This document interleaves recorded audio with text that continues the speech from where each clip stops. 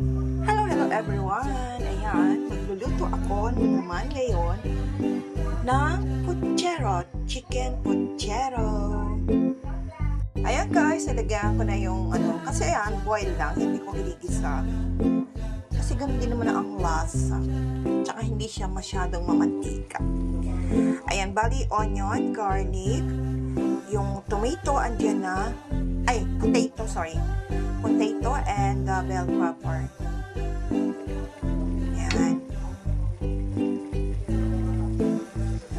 Lalagay ko na rin yung veggies mamaya, yung green bean. I add bell pepper, onion, garlic, and the potato is already there. And then I chop more another veggies. Okay. At saka nilagyan ko na siya ng banana ketchup. At saka lalagyan ko rin siya ng tomato sauce. Yan lang guys. And I add the banana now. And I add now the leaves veggies. And ayan guys, nalagay ko na. And then in-next ko na ito. Tapos, saka ko na siya tiplahan ng konting tomato sauce. Hindi ako masyado sa tomato sauce ngayon. Ketchup ang nilagay ko. Parang gusto ko kasi banana ketchup.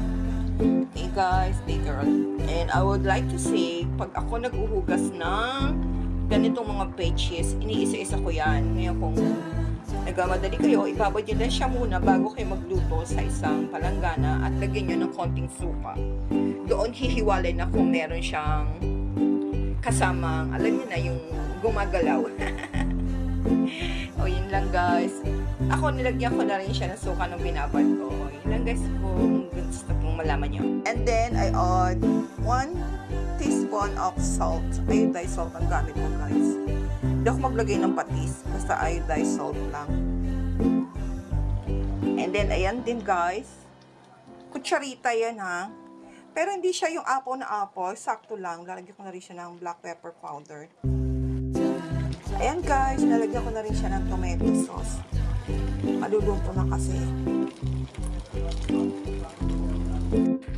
Okay guys, I'm done cooking here. Okay na sa akin yung ganyan, hindi masyadong tomato sauce.